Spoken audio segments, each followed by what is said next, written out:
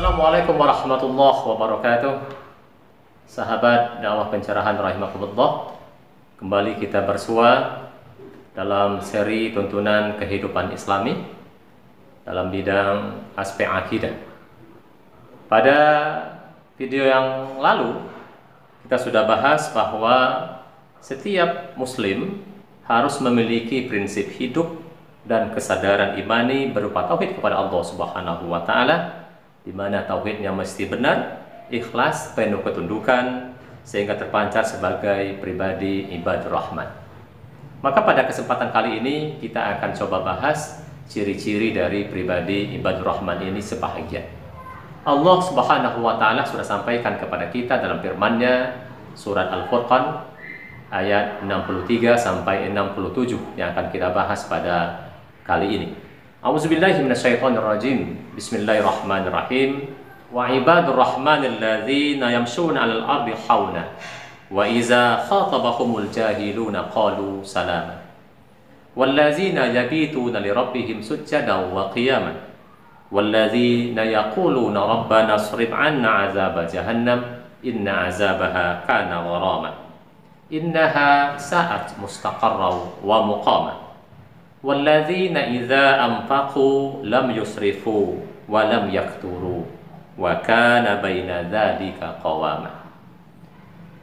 Dan hamba-hamba Tuhan yang Maha Penyayang itu adalah orang-orang yang berjalan di atas bumi dengan rendah hati, dan apabila orang-orang jahil menyapa mereka, mereka mengucapkan kata-kata yang baik.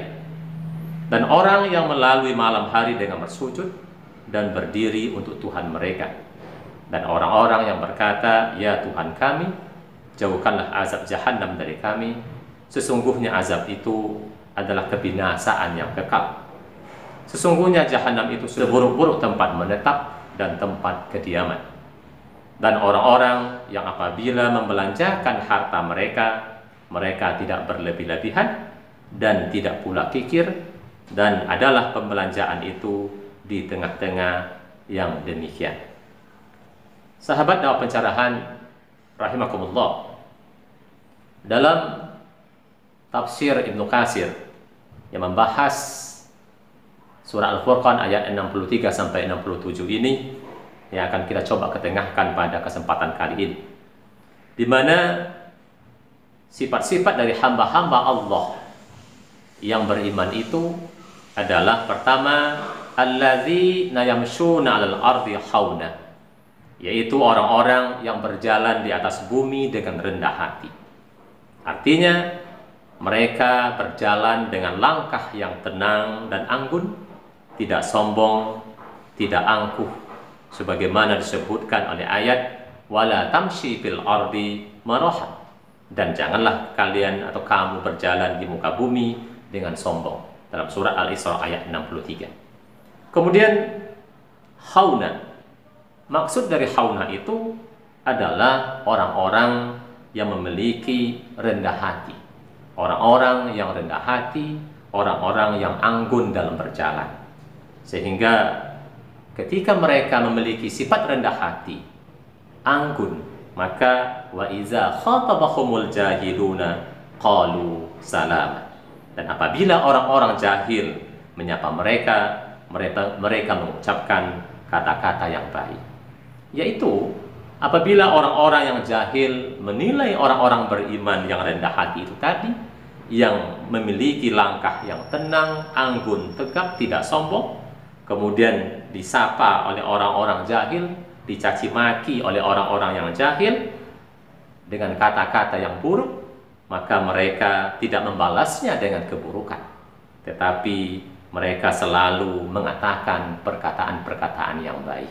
Inilah salah satu sifat dari hamba-hamba Allah yang beriman, hamba-hamba Tuhan yang senantiasa memiliki sifat iman dalam dirinya.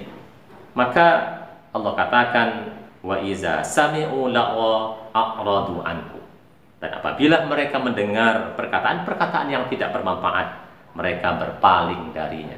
Surat Al-Qasas ayat 25.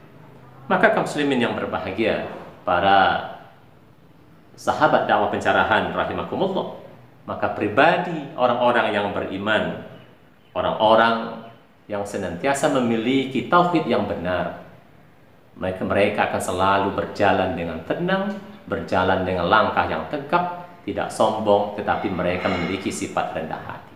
Maka dalam sebuah riwayat dijelaskan, ada dua orang di hadapan Rasulullah SAW, yang satu menghina yang satu lagi.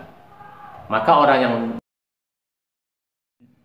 dihina mengatakan, semoga engkau selamat. Maka Rasulullah SAW bersabda, ingatlah, kata Rasul, sesungguhnya ada malaikat di antara kamu berdua yang membela kalian masing-masing. Setiap kali orang itu mencacimu, malaikat itu berkata, bahkan kamulah yang berhak dicaci. Dan apabila kamu katakan kepadanya alaikassalam, maka malaikat itu berkata, tidak, dia tidak berhak mendapatkannya, engkaulah yang berhak mendapatkannya.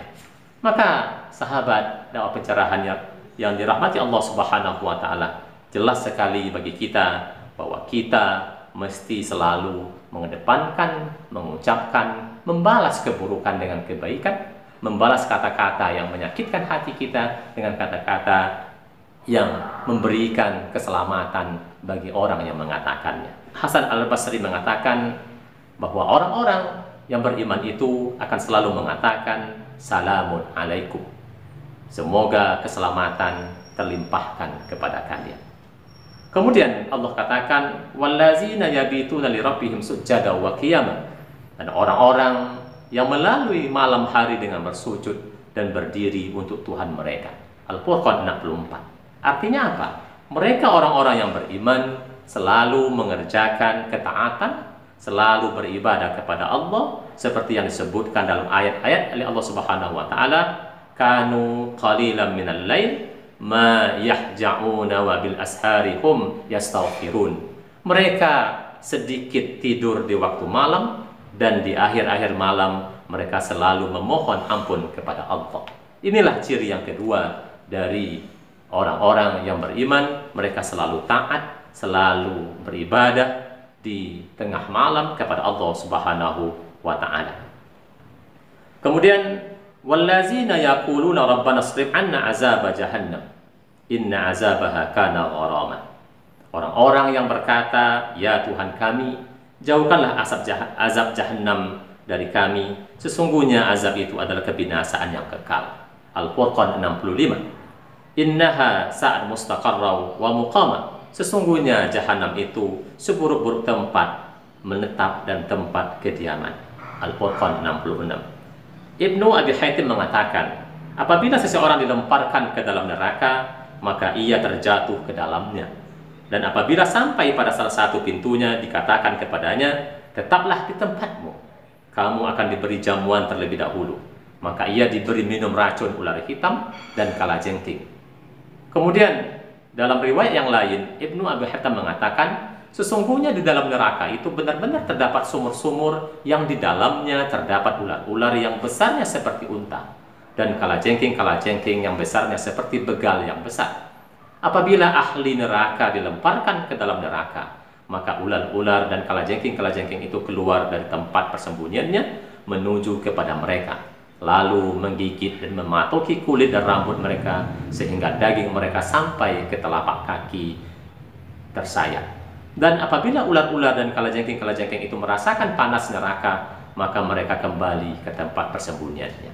Inilah gambaran neraka jahanam sebagai tempat kediaman yang buruk bagi orang-orang yang akan mendapatkan azab Allah. Tentu orang-orang beriman akan selalu berdoa supaya terhindar dari neraka jahanam ini.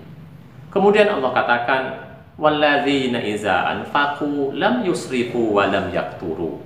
Dan orang-orang yang apabila membelanjakan harta, mereka tidak berlebih-lebihan dan tidak pula kikir.